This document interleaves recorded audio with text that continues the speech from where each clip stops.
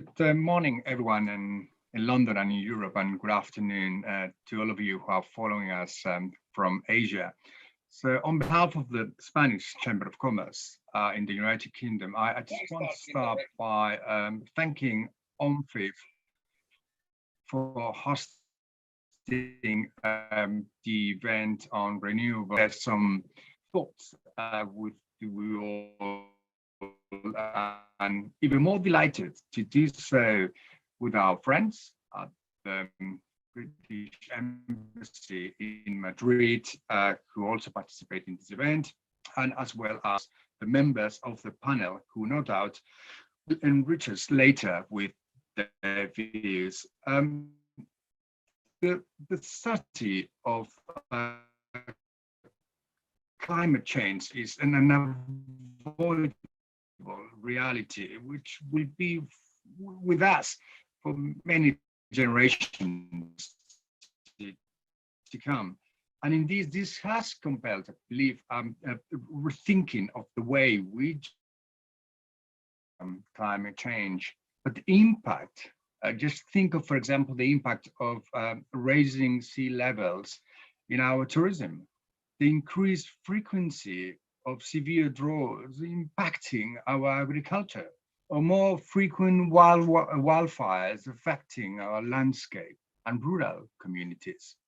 Just think for a moment the importance of our agricultural exports for a country like Spain, for the Spanish economy, but also for the final consumer, very often a British household.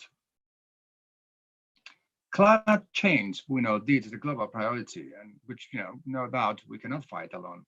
And global initiatives like the Sustainable Development Goals, the Principles for Responsible Investments, or the Task Force for Climate-Related Financial Disclosure attest to that.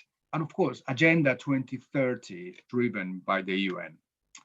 I think it's important and fair to recognize that environmental, social, and governance issues have fallen down the agenda of large investors this year as they grapple with the consequences of the pandemic and subsequent economic downturn. However, this is an extraordinary opportunity to rethink our economy. It's not a coincidence that Hamas's government and the US president-elect both used the expression "build back better" to refer to this opportunity I mentioned. Be it the British Level Up programs, the European Next Generations EU, or the upcoming Biden administration stimulus package. It all will be green in the core.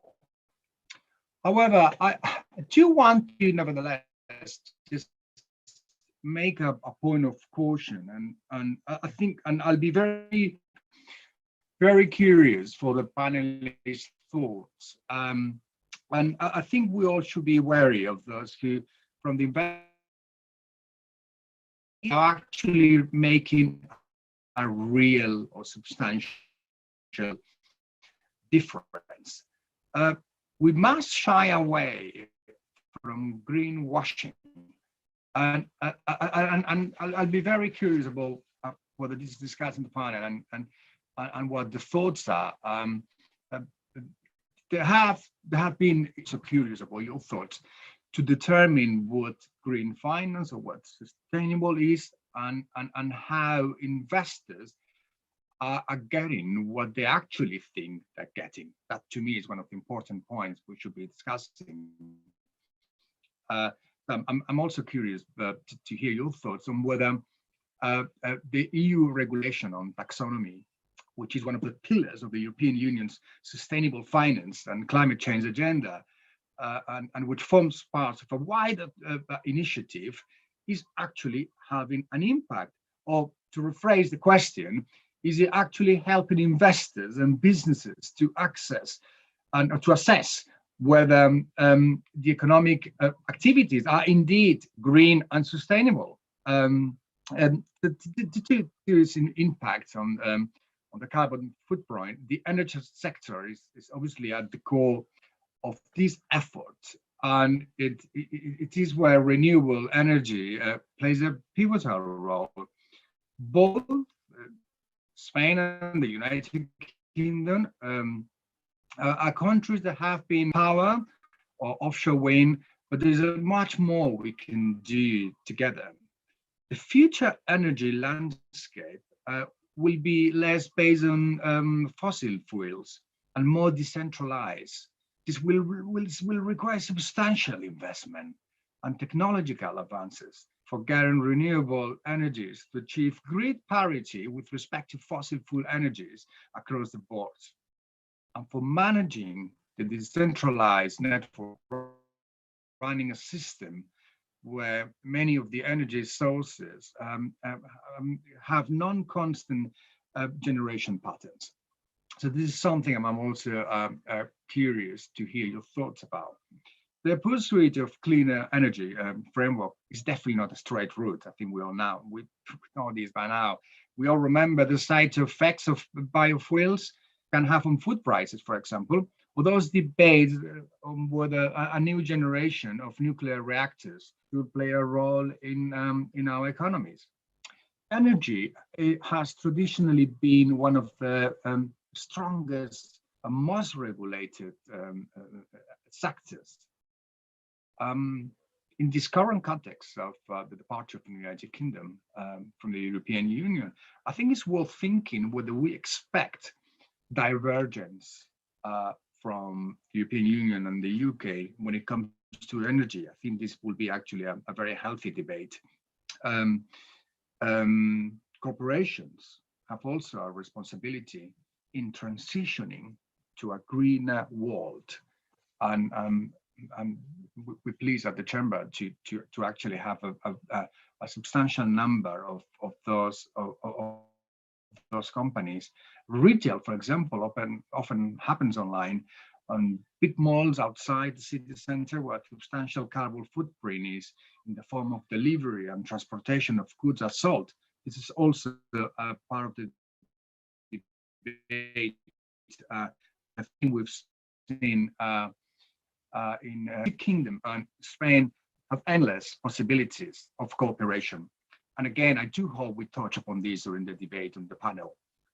And these possibilities span from investment to project development, technology sharing, and joint research. The shared acumen and expertise in the area is something that it should be definitely emphasized, and which should be the cornerstone in the new phase of this relationship that Spain and the UK will be having.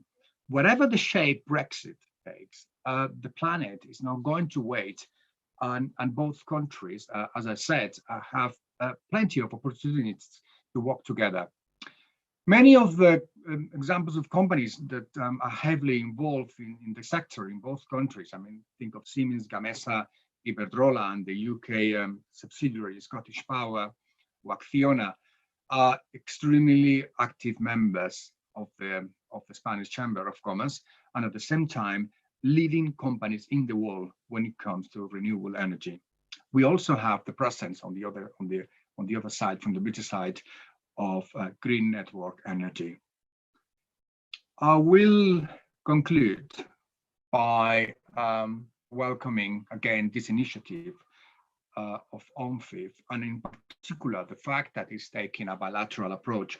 It's not only green finance, not only renewable energy, but it's also the bilateral angle. And I'm delighted that OMFIF is creating this space for dialogue and debate and bringing together both public and private sectors. I think it's great. So I'm certain that we all will enjoy a fruitful discussion, and when things get better, look forward to meeting you all. Thank you very much.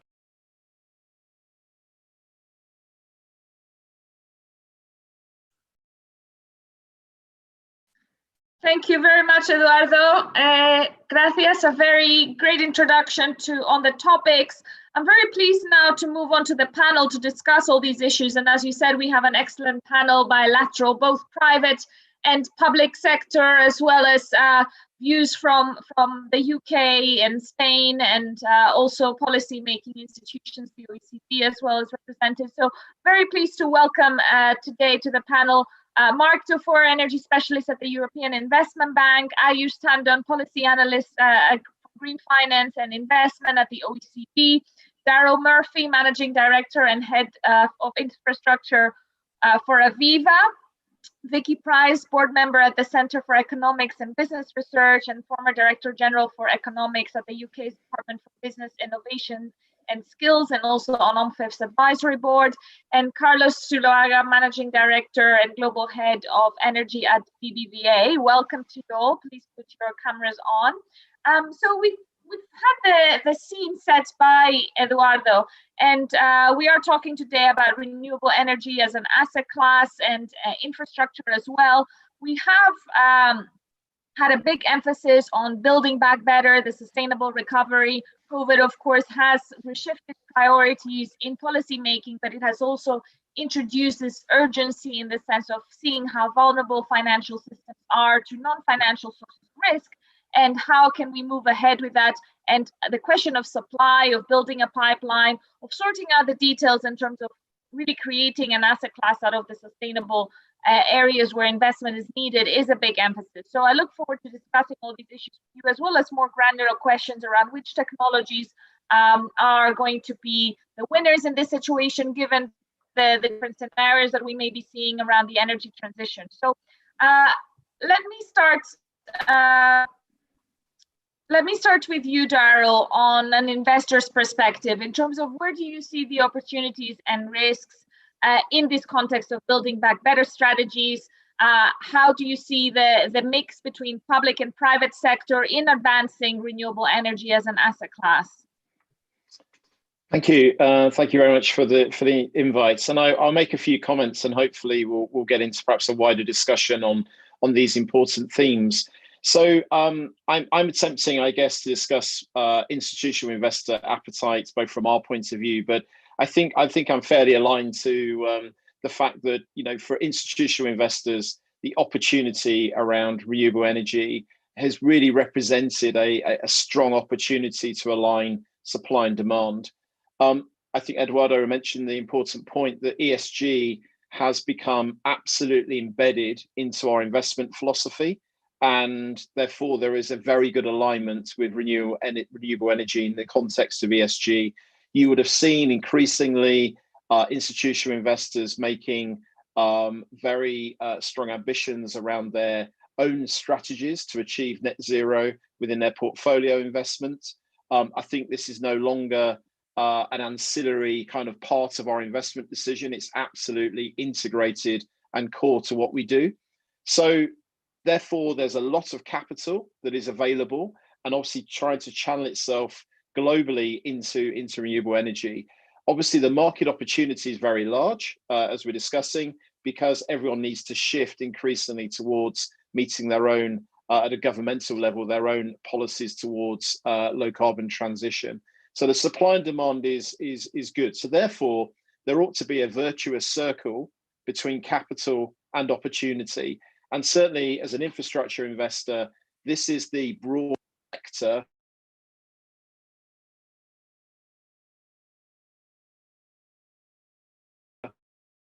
an exciting part. Now, when we talk about renewable energy, I think a lot of investors will think about existing technologies. So onshore wind, solar, offshore wind, obviously an asset class that really is a great example, if we look at Northwest Europe, how that sector's grown to the scale it has today. But it's not without its risks. And I think COVID, the pandemic, has shown that power price risk is a very volatile sort of a feature. That's something investors have recognized. And we're all having to really embrace what we would call the subsidy-free world. Europe in particular has been driven, I think, successfully by the basis of subsidies. They are reducing in many countries, and therefore investors are beginning to have to bridge a gap towards a subsidy-free world. We're seeing greater use of things like corporate PPA structures. So there are risks that historically wouldn't have been there. And the additional risk I'll just end on is new technologies. I referred to the reasonably well-established technologies previously, but we're now excitedly looking ahead towards the use of hydrogen, storage, more complex waste treatment and recycling. There is an endless list of potential new areas for investment.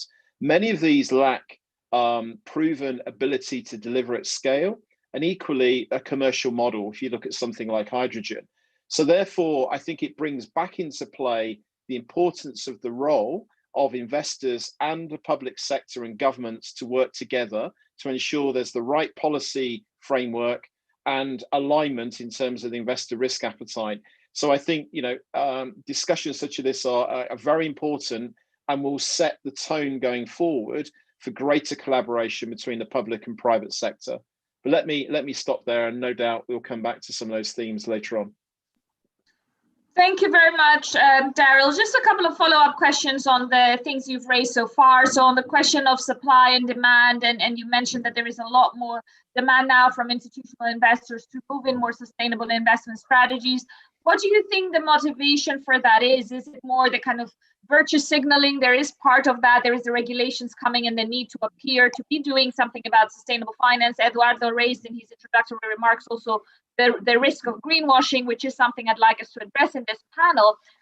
But to what extent does that create different types of demand? For example, we may be seeing some institutional investors saying that we will take some investment strategies that align with that, but at the same time continue to kind of have a very high carbon footprint in terms of their own energy consumption and their buildings, and kind of how does that match with what they're doing in terms of their investment strategies?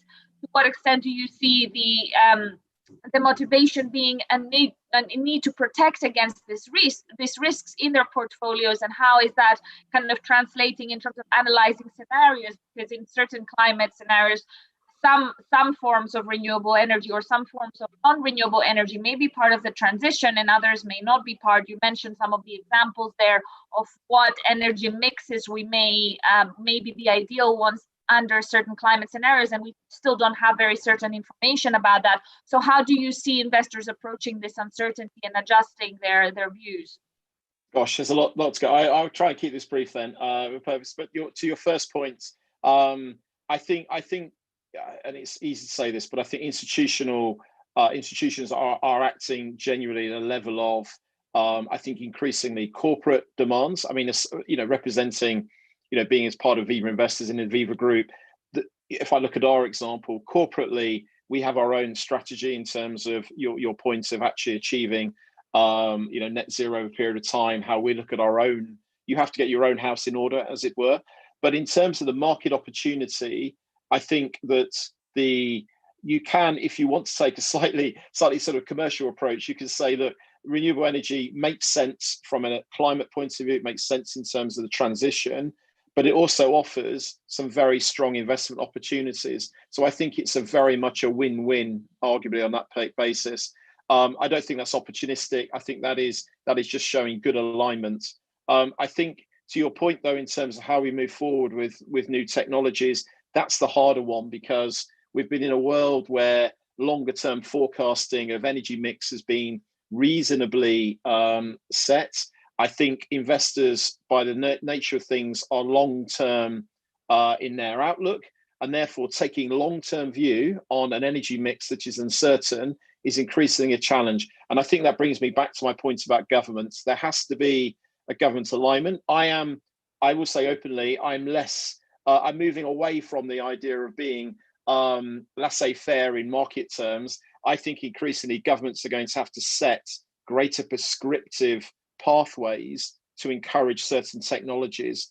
But it does represent quite a challenge for investors, because as at today, there are a lot of existing investments in solar and wind, which are relatively straightforward. We've seen a large reduction in cost of capital for those asset classes.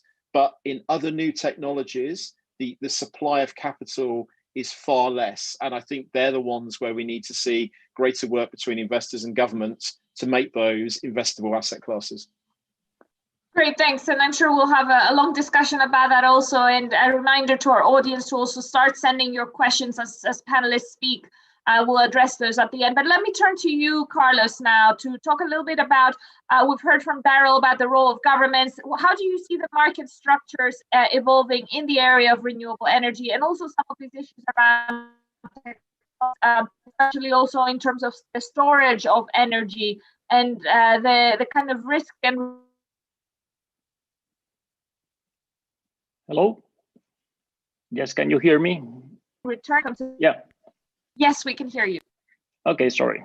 Okay, no, thank you very much for this kind invitation, and happy just to share some thoughts about this pretty, let's say, relevant topic. And as you have said, a lot of topics to be discussed during our panel. But going to your questions and your comments, just to frame a bit the discussion, I think that there is a clear understanding that the net zero target is going to be there for a long time. So I think that the European Union, UK, other geographies like China in 2060 are committed to meet this target. And that means a lot of investment to be done during this period of time. We can discuss later on about technologies. And one of the key points that you have raised is this topic about the risk return and what is the involvement of the public, let's say, investments and the public funds into this equation. For me, that's the key question. Every party tries to get a fair return on their risk that they are assuming. It's clear that there is a lot of capex to be implemented. It's clear that there has been a significant decrease in the cost per megawatts in any generation technology, but it's also clear that there is an increasing risk of uncertainty about the future generation mix, as it has been mentioned before. And that means that there could be some merchant risk at the end of at the tail, let's say, of any investment. And that means that how you are going to assume that pricing in your different models, how we are going to put that in your pricing model when you decide a final decision to invest in either through a PPA that at the end will last for 10, 15 years, shorter for sure than the useful life of any generation asset, or in any tender. There has been a lot of debate about what has been the assumptions used for the winning players in the different tenders, because as you have seen, the pricing that has been obtained in the different tenders have been quite low. And really, we can say that there is a grid parity and there is no subsidy at all in these renewable technologies. And we can mention not only the PV and the onshore wind, but eventually the offshore we have seen in the UK or in France in the latest tenders. Other thing is that there is a need for new technology advances. It's clear, and there is larger wind turbines every time, more efficient panels in the PV technology. That needs also to be, let's say, understood and assumed by the different investors and financing forces, banking sector as well, in terms of assuming this technological risk that at the end is also critical in order to provide cheap financing. But it's something that is going to be there. And obviously there are other technologies that would be required. You mentioned the storage. One of the key weaknesses of the renewable energy is the intermittencies, in the sense that you don't have security of supply when the demand is there. And storage is basic for making the system, the transmission also system and the distribution system stable, ensuring that you would have the energy available when you need it.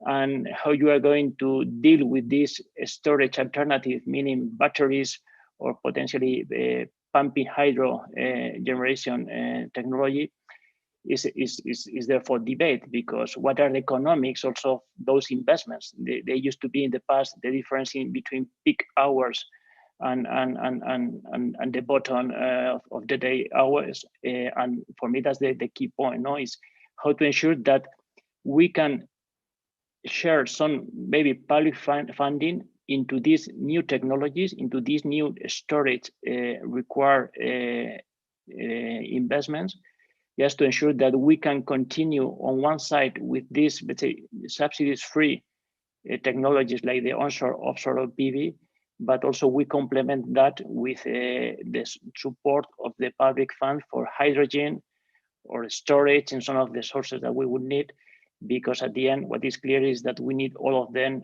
for the future.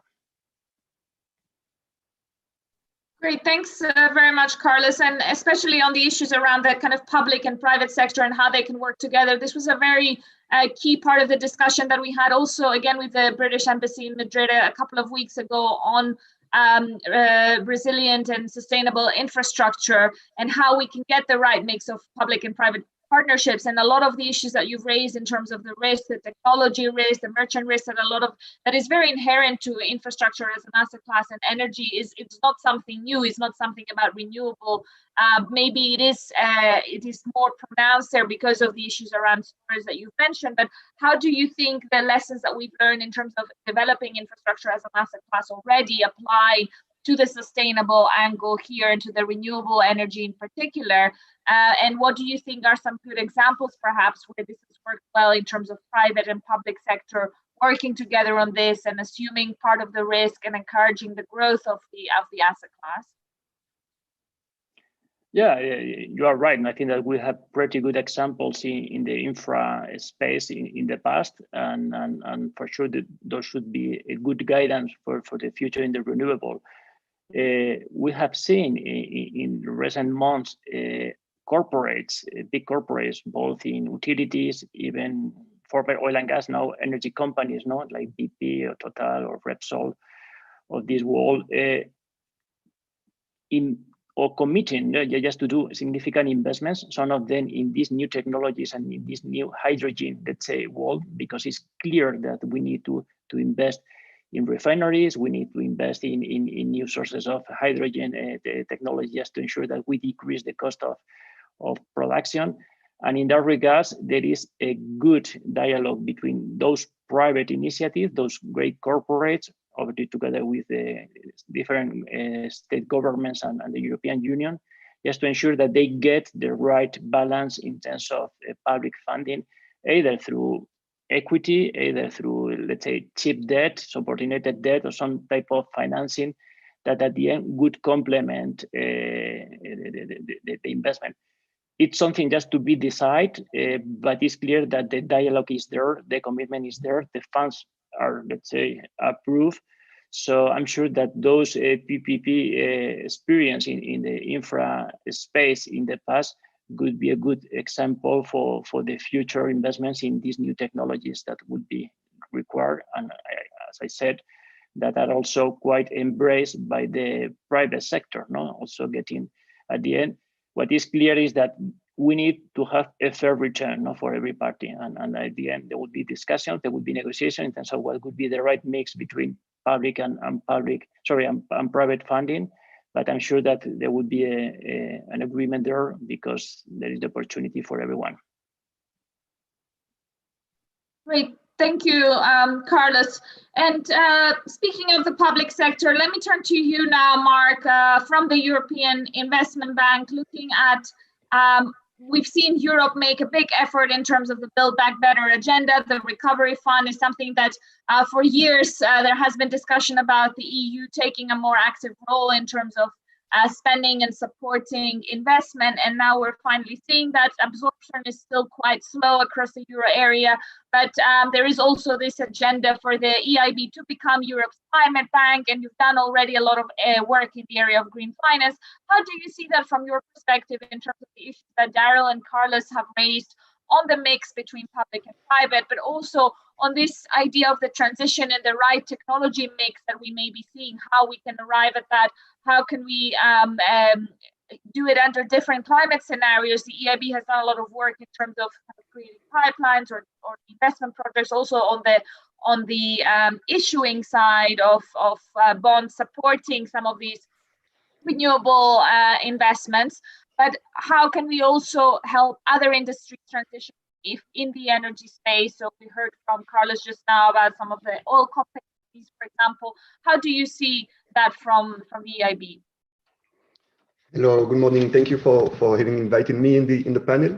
So first of all, maybe on the resilience of the infrastructure of the renewable assets as infrastructure in investment, I think what the crisis has shown is that renewable assets are very resilient, that all the projects by nature have been generating power even during crisis because the wind is blowing and the sun is shining. So this is a very resilient asset class in terms of generating revenues. But of course, we have also quite some risks there that have been mentioned before, especially the merchant risk. It is very difficult to forecast what will be the power price in the future. And we have seen several developments that we've been supporting as well in terms of corporate PPA between projects and off-takers. Although those are quite limited today in Europe between project developers and utilities. And we have seen a few projects that have been signing corporate PPA with direct end users like Amazon or Google or Microsoft. But today it's still fairly limited in that sense. And we still see the big utilities doing the brokerage in between, either by contracting PPA from project themselves or by building themselves the projects and then structuring PPA for their clients. So it's starting, but it's not as big as it can be in the US, for example. So we still see the need here for some support from the public sector in terms of giving some risk sharing in terms of exposure to merchant price and the market, because that's what is holding many investors today, is the future of prices and how much of the revenue those assets will generate. So we think that there will be still some need for this kind of support, and we can see that in Spain now, when they are starting to set up those auctions, which we very welcome. We are already willing to see what it will look like, and this is why the European Union has been working a lot in setting high ambitious targets, and to meet those targets there will need to be this support. But it's not only about supporting power prices or supporting through CFD scheme, but it's also forcing states to set up the right framework to develop projects by setting up really high NECP target, National Energy Climate Plan targets of renewable energy in their energy matrix. It forces the state to establish a framework to do some preparatory work, strategic impact assessment, deciding on some development zone for offshore wind. So it forces the state to take action to make the framework available for private sector to invest in those projects in a secure way. So this is something we see as very important to have the framework, and we are helping actually some countries to do that by doing some workshop with, for example, we did one with Romania, with Bulgaria, to help them in exchanging ideas and best practice in order for them to implement actions in order to reach those targets in the long term. What we can also see then, and we discussed about it before, is the support to the technology development, because of course today we have incremental technology innovation, both in solar PV, mostly through more efficiency cells, but also what we start to see is bifacial. For example, in Spain, we start to see developers implementing projects with bifacial technologies. And of course, onshore wind, we see more and more the bigger turbines, and this requires some technological improvement in terms of material or even segmented blades. So they have some specific manufacturing system and erection system that allows them to bring a larger turbine. And this is especially interesting for repowering of existing sites. That's something we start to see more and more, because those existing sites are of course the ones with the best resources. They were the ones used first, but they had smaller turbines, not really so efficient. So a way to harvest better the resource is to repower them with larger turbines, for example, that we see a lot as well. And what we did also in technology development 10 years ago was to support broadly and heavily offshore wind in the North Sea, mostly in the north of Europe. And now what we start to do through some support mechanism as well is to support floating offshore, which is also a kind of new frontier for renewable energy.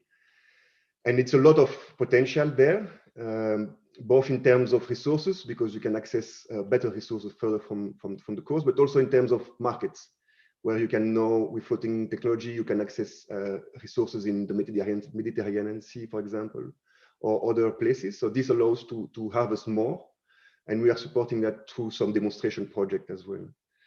And the last thing on technology innovation, and this has been talked about regarding batteries and hydrogen. The European Commission is setting up an innovation fund that will be managed with the help of the EIB, let's say, for the technical expertise.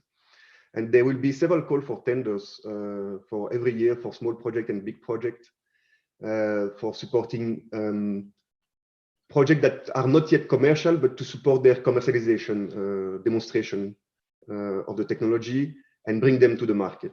And this we see as very important, especially for the electrification, for the decarbonization in general, because the electrification itself will not be available for all the industries, and still some industries will need other ways of using renewable energy. And this could be through other energy vectors like hydrogen. Therefore, we need to support the technology development for this. Yes, I think that's... And these plans for the Innovation Fund, I mean, Europe is very much ahead in this, but a lot of these technological developments are global. There is a kind of global science community that is working on that. How do you see the EU working with other regions in terms of the support of the technology that needs the state support in terms of innovation? And we are seeing also a change in the direction of policy in the US, which has been largely absent so far in terms of prioritizing the transition and the kind of sustainable nature of the recovery. So how do you see that kind of support to innovation being coordinated more globally would be one question. And then on your initial remarks about the PPA, the corporate PPA market and how it's developing, kind of where do you see that going, and what do you think the key kind of next steps would be in terms of creating more depth in that market?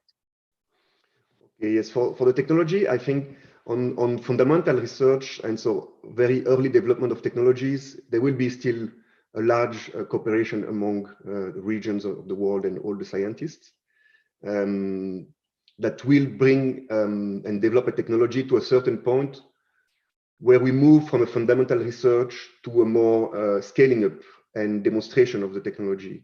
And that's where we think Europe will, at least our involvement will be more prominent rather than in pure research and development, although we finance also R&D for wind turbine manufacturer, for example. But the targeted support of the Innovation Fund is more related to bringing an existing idea to a commercial application and demonstrating that it's a viable solution in the short, medium term. And this will be mostly by, we see it mostly by European developers that will bring bricks of technologies from different places and put them together in order to bring a solution. And then we will then, as a EIB, support this kind of solution in order to demonstrate that this technology is available, that this can help the electricity supply and the renewable energy intermittency to be managed, and also to bring solution for the greenification of other sectors that cannot be electrified.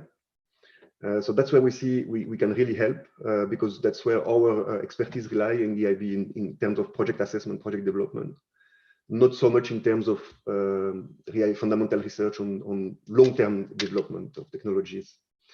And with regard to the PPA market, this is something we really like to support. Like there is really a lot of emphasis in EIB to support projects that will get PPA.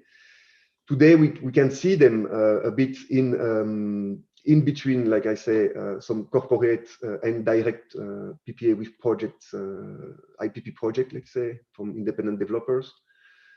But it's true that the market in Europe is still well concentrated with big powerhouses like the big utilities that still have a lot of market power in accessing clients. And they are a bit the best place to make this brokerage between an asset generating power and end user, because mostly of the difference of the profile of production and demand.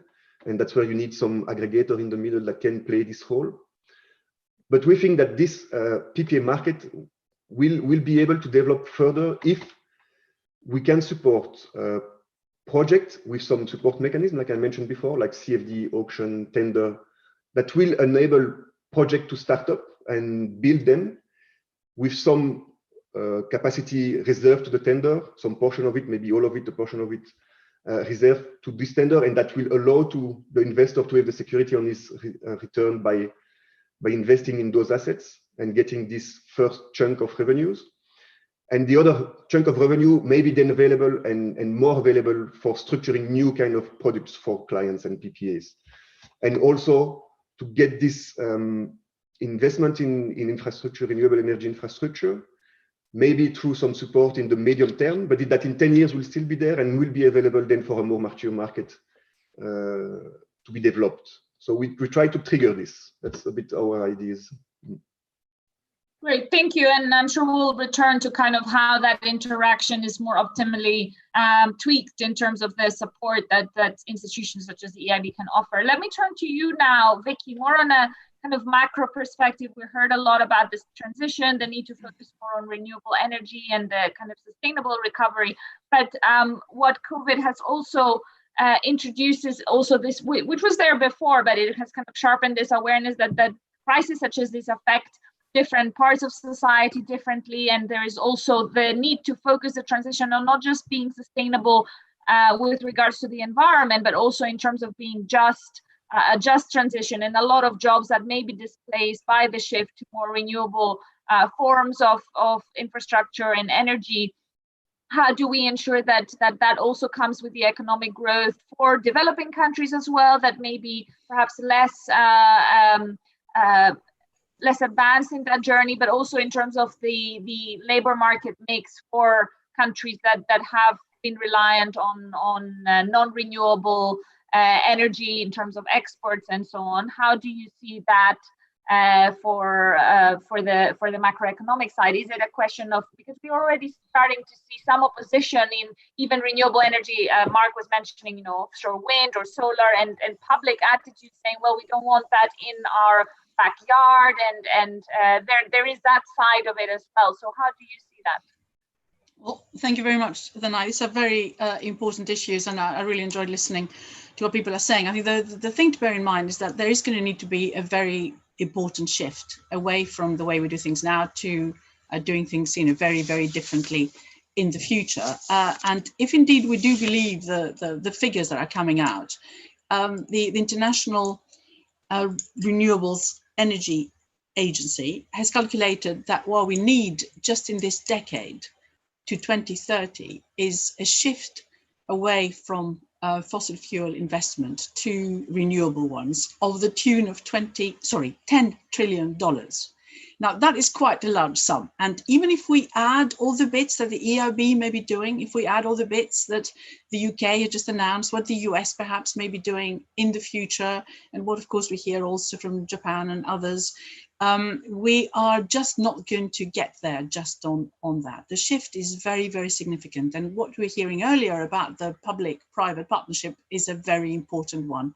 But at the same time, what you need to do is shift the sort of impression that people have that this is going to be pretty bad. And of course, even the European Green Deal and this just transition mechanism that they put in place takes into account the fact that there are going to be lots of displaced people as a result. And that's going to be particularly bad for the number of areas around the world which rely very, very directly and quite substantially on the type of industry which is very fossil fuel dependent. We're talking about a large part of the developing world. And those are also areas where energy demand is going to come back again. Yes, of course, it slowed down with COVID, but it will come back. Certainly by the middle of this decade, we expect that it will all have come back and to where it was before, if not, in fact, earlier, depending, of course, on what happens to the vaccine. And something has to be still there to meet that type of energy demand. And the move from where we are now to where we'd like to be is actually very significant in terms of the actual investment it requires. And we can look at the various bits of the energy sector right now and what, of course, that might mean and what, of course, it will mean for some of the countries. I mean, right now, we talked about solar, of course, and also hydropower. Hydropower does indeed account for about 16% of global electricity. But if you look at other areas, such as wind, that's 5%. Solar, it's 2%.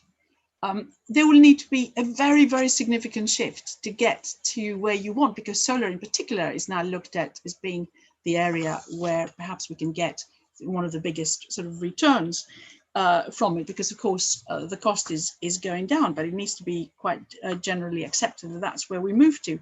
And if we are to move to net zero by 2050, which of course is what a number of countries are pledging, and also in China we have 2060 as the net zero. But nevertheless, what you need is to reduce emissions from coal powered power stations by 75% by 2030. I mean, that's enormous. And if you are to move to electric cars, which is one of the main areas where you can, again, in transport, reduce the need for fossil fuel power, if you like, for it, then you need, by 2030, 50% of all new cars across the world to be, according to the IEA, to be sold as electric cars. And that, of course, requires a huge investment in battery production, not just improving it, of course, which will be very, very useful, but just the actual capacity needs to apparently double every 2 years in order to be able to meet that demand. That requires quite a big shift in terms of what we're doing right now. And the IMF itself has produced in a blog just the last few days quite a warning note saying it actually takes a long time for the transition from coal to something else. So just looking at some examples, of course, the UK has done it rather well, I have to say.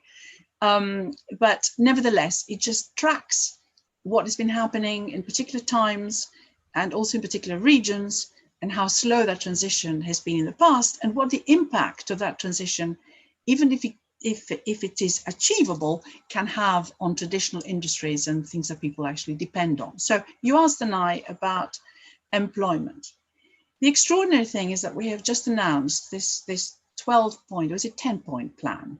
The 12 refers to the amount of money, by the way, 10-point plan in the UK in terms of achieving net zero pretty quickly and reducing our emissions quite significantly. The Climate Change Committee has produced their 6th carbon budget, which is recommending that we should be reducing our emissions by 80% compared to 1990 levels by 2035, which is much, much faster than the 2050 goal we had before.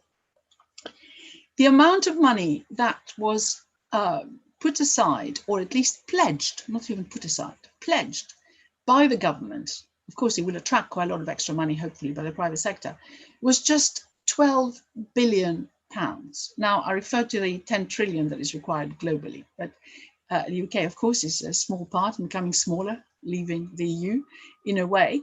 But it's still very, very small what it is that we are pledging. And there are serious concerns that the public side of this investment, yes, it might encourage all sorts of things, may just not materialize. And a lot of what the EU is worried about is giving support for employment, for social changes that might take place. Politics will be in danger if there is such a rapid change that affects the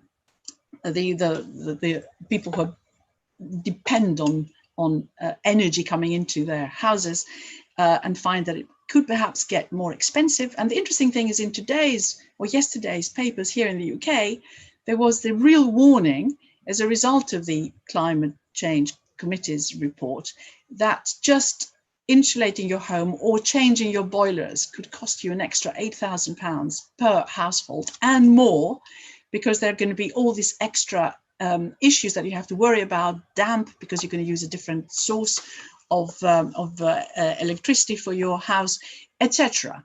Moving away from gas, which has been the most common way of doing it. So there has to be a change in attitude as well, and a change in support as in order to get that change in attitude coming from the government. So it's not just investing in new technologies and helping the efforts being made by the private sector, and also, of course, making it that way a lot more sustainable as an investment asset. But also it is investing quite significantly in encouraging those attitudes to become quite ingrained and acceptable, and doing something in relation to people changing jobs and needing new skills to move into these new areas. And the last point that I would make is that actually this behavioral change is a very significant part of what the IEA and others are assuming will happen in order to meet those net zero targets. Without those behavioral changes, we're still going to be lagging hugely behind. But the jobs, you asked about the jobs, we are in a COVID crisis. Everyone is looking at a way of getting more jobs created in the future. If you look again at the 10-point plan of Boris Johnson, our Prime Minister, he's assuming that as a result of the amount he's going to be spending, this 12 billion plus whatever comes from the private sector, which he hopes will be multiplying this by quite significantly, in fact, there will be an extra 225,000 jobs created. Now that is nothing by comparison to what a country like this needs. We are losing 250,000 retail jobs just this year. The promise of green actually being something that creates the extra growth and jobs for you needs to be worked on hugely by policymakers to make that acceptable. The EU, I think, is moving in the right direction by directing a lot of the recovery funds, once they come, into green areas and looking at what it might do in terms of carbon prices and also a carbon border adjustment mechanism. That will, of course, be negative for loads of developing countries, but at least it is suggesting that there is, a lot of effort being put into making this whole issue quite acceptable and hopefully positive in terms of sustainable growth for those economies that absolutely need it. My worry is that we're still going to, nevertheless, across the world, have a huge job to do to make it A, acceptable, and B, believable. In other words, seriously using it to create new jobs, which may just not happen. You may need something additional, in fact, a lot of extra spending that needs to come to ensure that whatever jobs are lost as a result of this transition, it is just and that those jobs can be recovered in other ways. It won't happen by just investing in the green economy is the concern that I have looking at the data that exists at present. But things, of course, could change, and hopefully people on the panel will tell me something different. Thank you very much, Vicky, kind of tempering our expectations and our optimism there, and very important to look also at the labor market. Just to follow up on that and kind of what you said, if we end up in a situation where not all of the loss of the jobs that have been lost due to COVID can be replaced through this green transition, of course it is a good thing that some jobs are being created, and great to hear all these efforts that the UK government is doing in this and also the EU. But how do you think we may end up in a situation where we've had trade wars before, currency wars? Will it be transition wars now in terms of who can benefit the most out of this? Which are the winning technologies and who has most access to it? How do we ensure there is global cooperation in that, and also in the new phase with the UK and the EU? And we were talking before, I mentioned the previous panel about the UK and Spain working on this very closely together. How can we ensure that these benefits are not, we do not end up in a competitive environment in a negative sense? Well, cooperation is key, and I think that's been discussed before, and I think you're absolutely spot on there. Without that, it just won't work. Number one. Number two, we're going to have to accept that there has to be this huge transfer of funds to developing nations, which are going to absolutely need it. And that had been the agreement originally. With the Paris Agreement, the idea had been that there would be this transfer. Very little of that has happened. So I'm afraid that is absolutely required in order to make sure that a part of the world where energy demands are going to be rising very, very significantly is also able to switch to something which is globally acceptable as well in terms of what it might do to climate change and the temperature increases that we want to keep to just the 1.5 centigrade increase rather than anything more. So very little of that money has been transferred, and I think that type of cooperation needs to be rethought and needs to be done in a clever way, and without working together, we might as well forget it. And we talk about a carbon tax. We're still miles away from having achieved it and putting a proper price on carbon. But as I said, that of course will have huge impacts on some parts of the world, and it needs to be thought out carefully. Thanks, Vicky. Yes, there's a whole new discussion about the carbon tax, and there are some questions from the audience on that, so we can return to it later on. But let me turn to Ayush now, last but definitely not least. From the OECD, you have the kind of green finance center there, and how do you see the issues that have been raised so far in terms of, there's been a big discussion about the need for the role of policy in that, and working together with the private sector. How do you see that from the perspective of the OECD, and also the issues that Vicky has raised just now about the need for even more spending, even more aggressive kind of investment in that direction? Well, thank you, Danae, and thanks for having me here today, and thank you to all of the panelists for having really open up the conversation on such a broad canvas. I'd like to comment on 2 points, as you mentioned. The first is around the role of policymakers in creating an enabling environment. And the second is the role of policymakers in mobilizing institutional investors and private capital more broadly, both of which are critical if the renewable industry is to graduate to an asset class. And I will treat these in broad strokes, and hopefully we can delve into some of the specifics later in the discussion. So taking a step back, a year into the pandemic, where do we find ourselves? What is the state of play of the renewables industry globally? We know that after a brief slowdown in the first half of this year, activity has rebounded. Project developers across the world, with differences between jurisdictions, but largely have been accelerating their project developments. A lot of pre-pandemic capacity is now coming online. And even though installations in 2020 will be lower than that of 2019, the IEA forecasts that wind and solar together are poised to overtake gas and coal in the near future in terms of total installed capacity. Investor sentiment has been positive, has been on the rise. If you look at the fundraising activity, despite the economic headwinds from the pandemic, fundraising for renewables and green infrastructure more broadly has been on a steady upwards trajectory. So this is all to say quickly that despite the economic fallout of 2020, the long-term prospects of the sector appear to be bright, which is great news.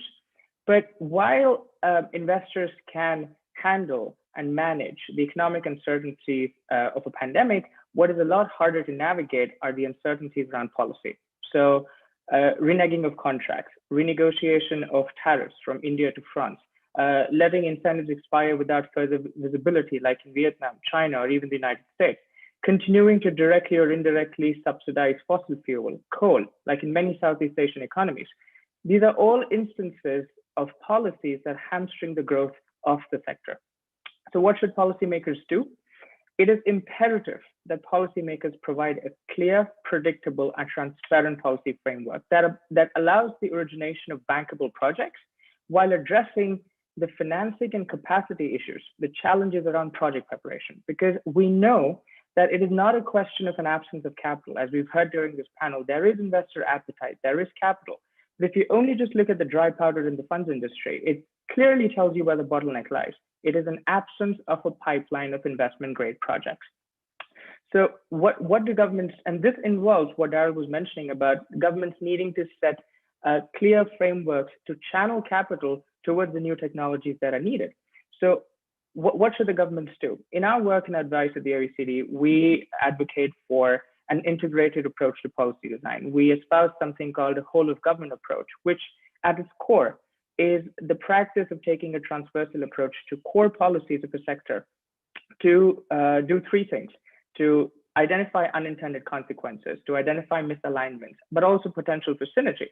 So in terms of renewables, the 5 policy areas that must be looked at together, regardless of which jurisdiction, and taken a systemic view of, are your policies around investment, your financial regulation, competition, investment promotion and facilitation, and sectoral planning and governance.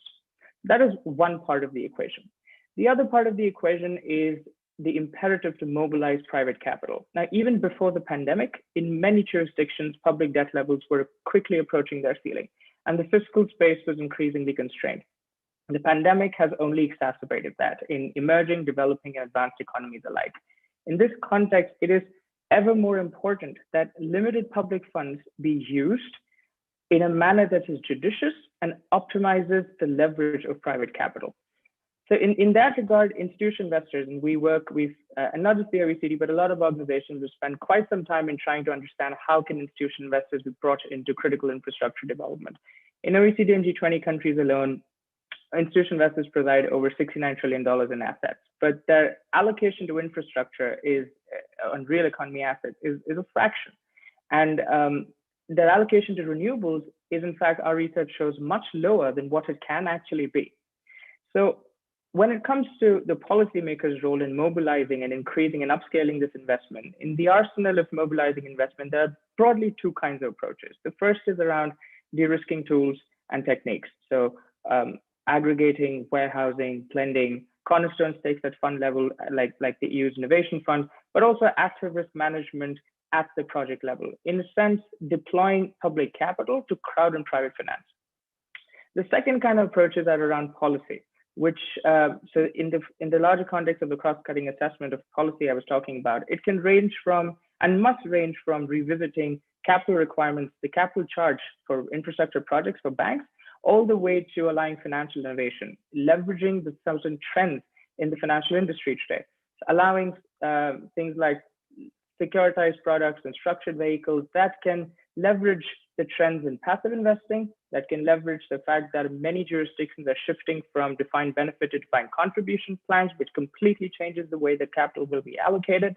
And just understanding that by using financial innovation, you deepen your capital markets, but you also expand the investor base that you have for infrastructure development.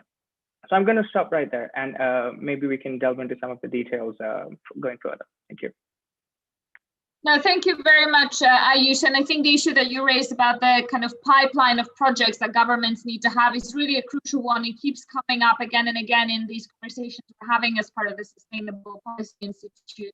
The appetite is there, as you said, the investor demand is there, but how do we actually translate that into projects that can be financed? And perhaps you can tell us a little bit about some examples in that area, kind of what has worked well, the framework of the OECD that you described, how has it been applied, some kind of governments that you have seen make that progress in that direction, and how others can learn from that. And also on what you were raising just now towards the end about the kind of financial structure around these assets. There was a question from the audience, and we will move now into the Q&A session, which says that renewables are still treated unfairly by financial institutions and interest rates are high.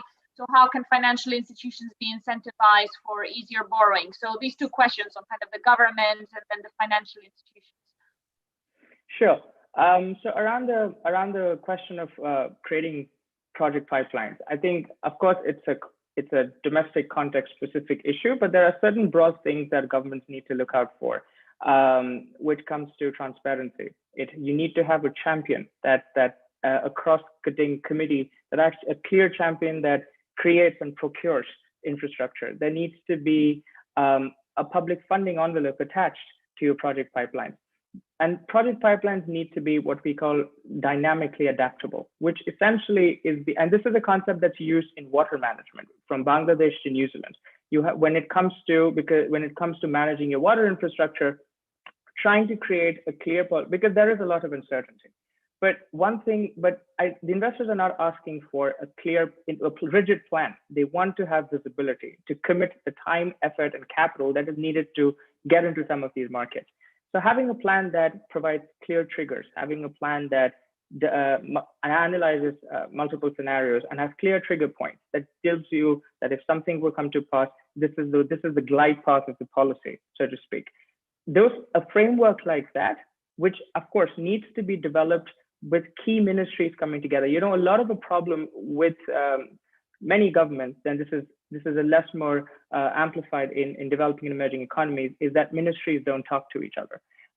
And there needs to be, we're breaking down problems into silos. But the problems that we're facing today in the context of a larger transition, we need to put the pieces together. It needs to be opened up, looked at together. There are multiple perspectives, and everybody, not just the public and the private sector, but public sector, public authorities, different ministries, sectoral authorities needs to speak among themselves to come together to create a clear framework and then speak to the private sector. So it's not just a public-private conversation, it's also a public-public conversation that needs to happen. On the question of financial instruments, our work has recently shown that, as I was talking about, there's a shift in the way, in the pension industry from defined benefit to defined contribution. The very way that these large chunks of capital, people's savings are going to be deployed is being changed. And there has to be commensurate development in the financial sector from the policy side, because a lot of the governments are still extremely conservative with their financial policies. In many instruments, there's a huge disparity between the kind of instruments that are used in some of the advanced economies and the absence of some of the basic instruments all the way to simple project finance structures in some of the economies in Asia and Africa, for instance. And that disparity is key. It is key in the sense because a lot of the returns that will come in renewable energy projects will shift from the Western part of the world to the part where there is more demand, where there is more market. But then there are challenges there. There are challenges of scale. There are challenges in a lot of the countries in Africa and Asia. Utility scale projects are not as feasible. What you need are decentralized solutions, but they don't work for large ticket acquisitions. They don't work for institutional investors. And what you need is a targeted mechanisms to address specific policies, specific issues like this. On the question of renewables being treated unfairly, again, I want to link it back to the fact that it is a domestic context specific. In a lot of the countries where there is scale, there are projects of currency, there are issues of currency hedging, which almost doubles the cost of the project. So, and when the investors factor that in, it increases the cost of capital and affects the economics of the business. So this is all to say that there is a clear, very clear role for the policymakers, and it is great to see that there's appetite in the financial sector. And of course, the financial sector is innovating, but there needs to be a more clear, more experimental, audacious approach.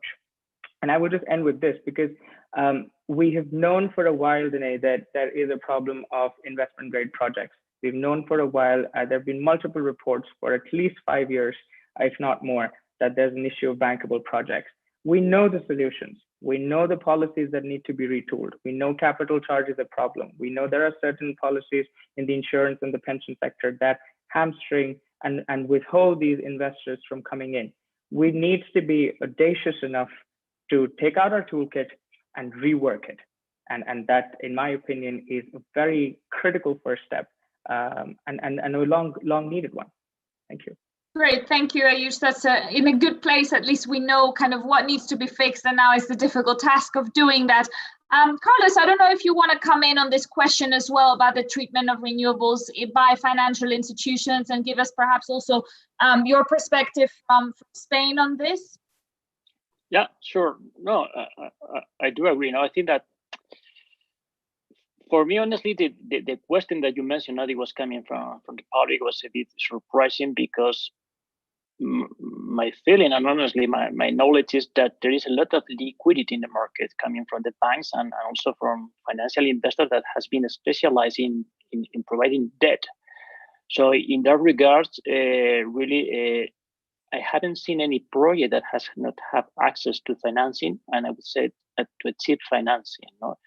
We are talking about long-term projects that at the end you need to commit long-term capital, and that means that obviously pricing could be, I don't know, is a margin of 150 basis points, 200 basis points.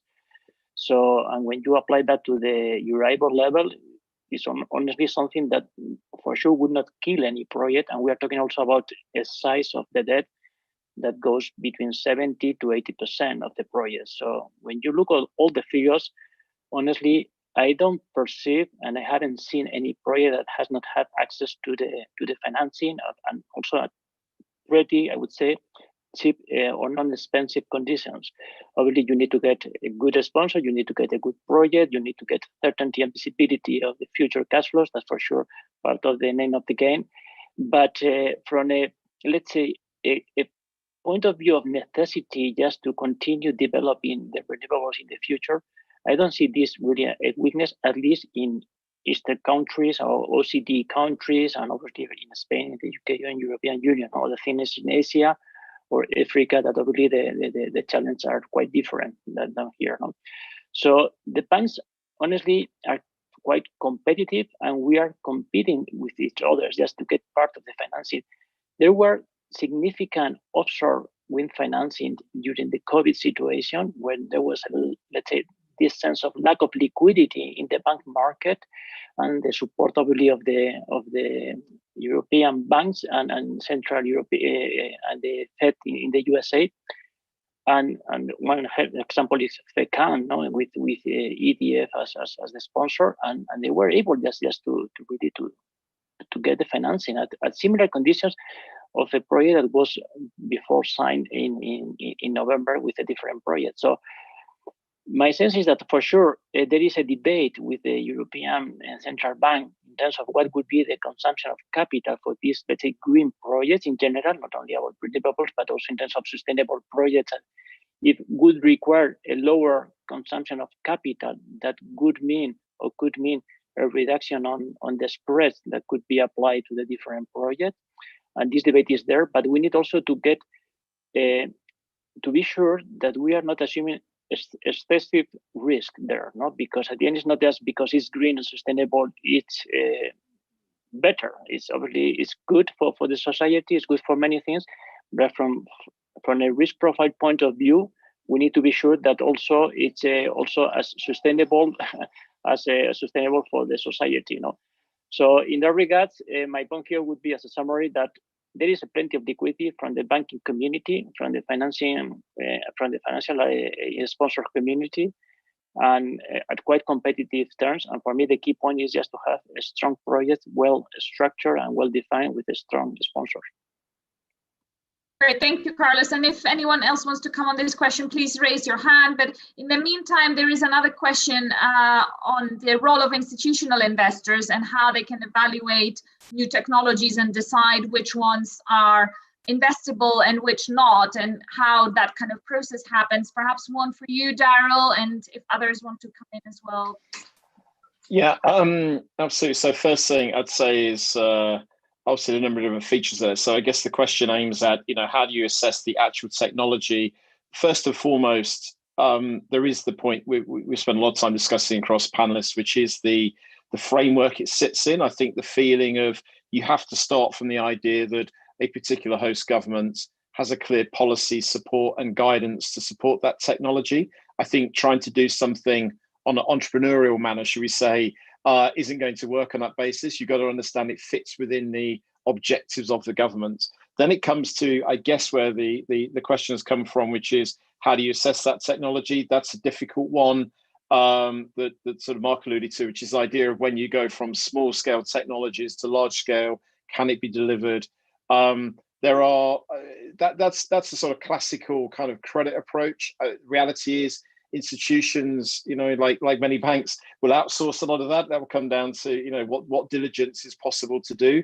It will then come down to the assessment of whether that risk and return is appropriate. So there are manners. There is a manner to actually bridge that. But I think for me, the most important thing is understanding alignment. And one of the points a number of governments do pick up is that if there is strong policy support, or in some cases public sector capital, and that can be the EIB in that context, or it can be from host governments, that can arguably crowd in capital. So it's maybe that's the wrong way of looking at it, but I think reality is institutions will feel much more comfortable seeing alignment than being left to do something on their own. So I think there is a way in which you can try and create this sort of win-win by crowding in public and private sector interests. Can I just add, this is very much what we were discussing before, Danai.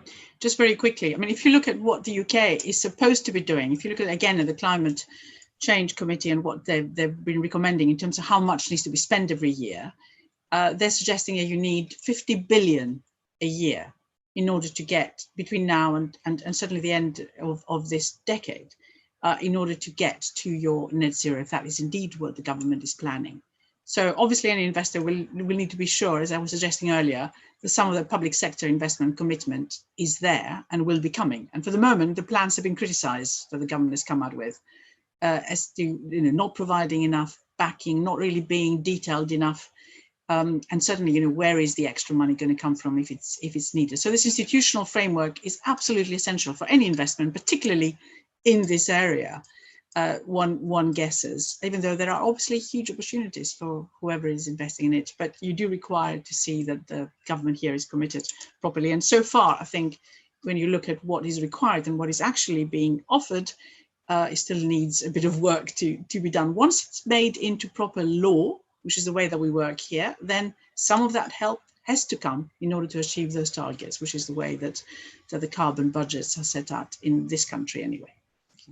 Great, thanks, Vicky. And let me turn to you, Mark, as well on this question of alignment that Daryl has raised on kind of setting the direction, and then the private sector could follow. And there's also a question from the audience around how governments can incentivize this transition to renewables, for example, through a carbon tax or through making coal plants illegal in some locations. So kind of how do you see that more interventionist action directing the growth of the renewables market?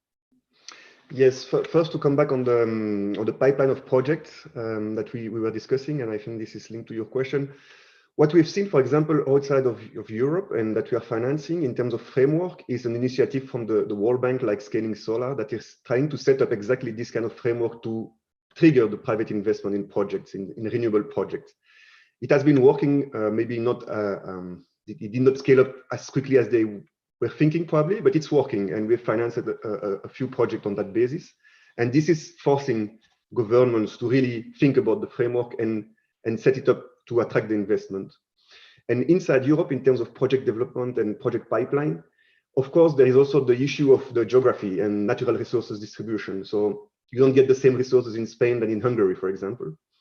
But what the Commission is working on is to try to set up, the European Commission is trying to set up EU tenders, where you could, for example, source some of your renewable energy targets from other countries and cross-subsidize among countries, so that you can, by supporting a project in Spain, meet your target in Hungary, and this kind of mechanism.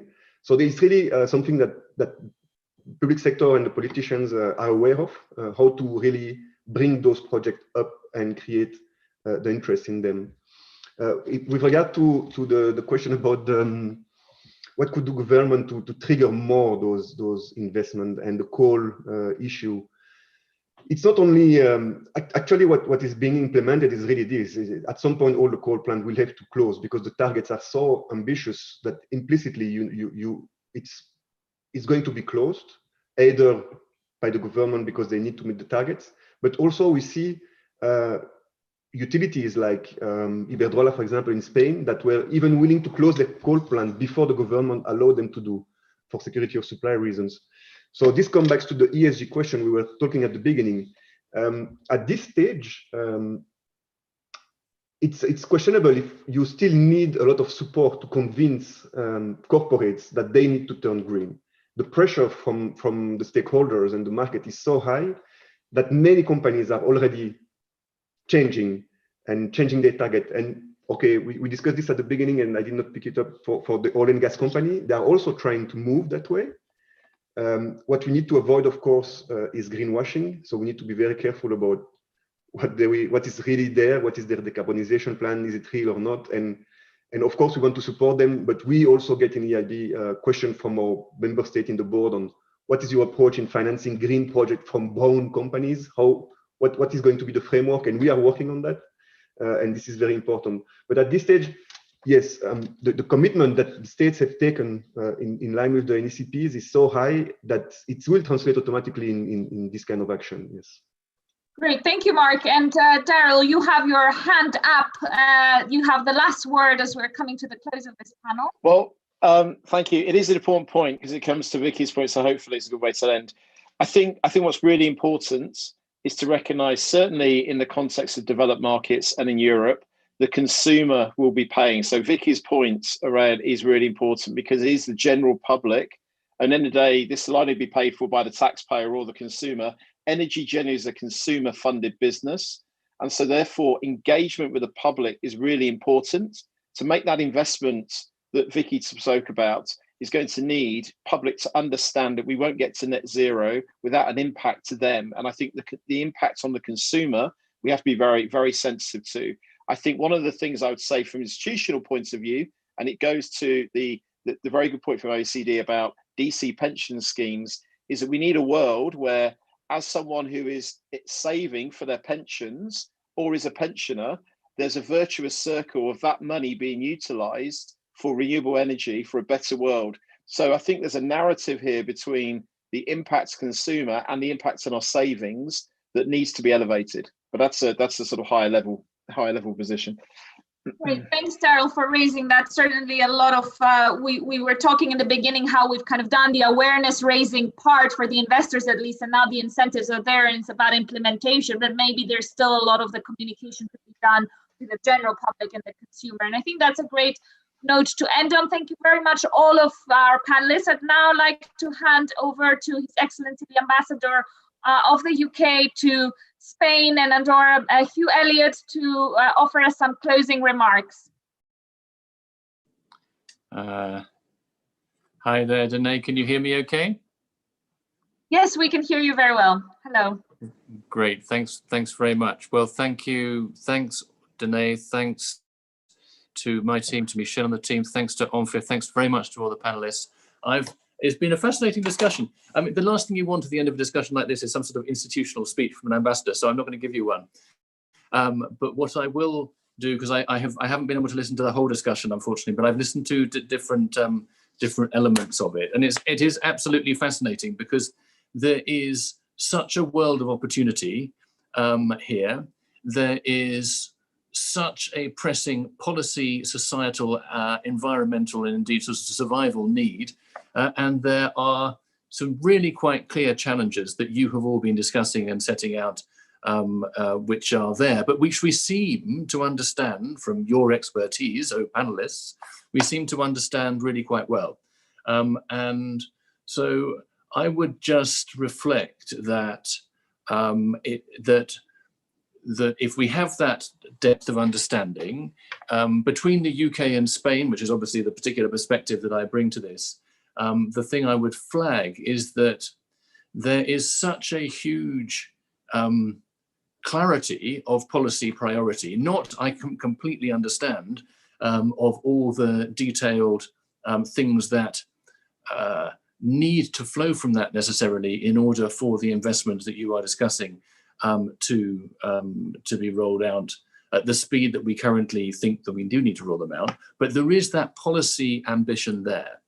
And I saw that from here when Spain decided that at the last minute it was going to host the COP25 here in Madrid. I see that all the time in everything I get coming in from the UK government about our ambition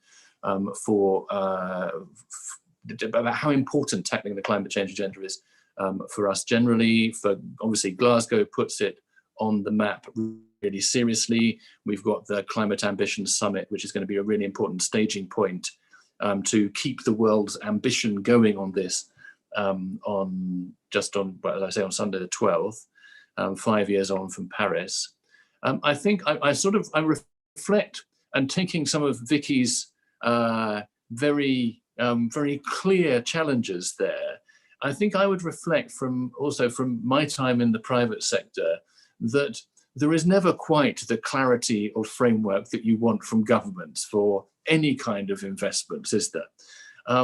So to a degree that there's a leap of faith that you need to make, and indeed in that leap of faith lies the risk and the risk premium as well. So it lies the opportunity. And so I think what I would say is, and I'm not sure who it was who mentioned just quite a moment ago, the decision by Iberdrola to get out ahead of the policy agenda with closing a power plant in a coal-fired power station in Spain, even before it was supposed to be doing so, is a clear example of where industry can actually read policy signals and make its own decisions on the back of them and try to take these opportunities. So I'm optimistic that those sort of very strong policy signals are only going one way. I mean, we've seen the way that the UK has probably been mentioned. We've seen the way that the UK has sort of increased its level of ambition, accepting more clarity needed about precisely how that's going to be delivered, but increased its level of ambition to reduce greenhouse gas emissions. What the latest figure you all know, 68% by 2030, hugely challenging. And I'm aware too from friends and indeed relatives in the sector of the challenges in terms of things like capacity. I'm aware of the bottlenecks. I mean, the largest electrolyzer in the world, if we're talking hydrogen, is I think 20 megawatts. And that is nowhere near what we're going to need. And we're going to need very, very soon if we're going to take advantage just of that one specific piece of technology, which will be a key part of the mix. So all I would say by the end of this is thank you very much for joining us for this debate. It's really, really important. It's going to be a very important part of our work here in our teams in the embassy to promote UK-Spain investment into renewable energy, to do our best to continue that discussion, understand what the blocks are, help our respective governments develop their policy responses, and help businesses find their way, chart their way through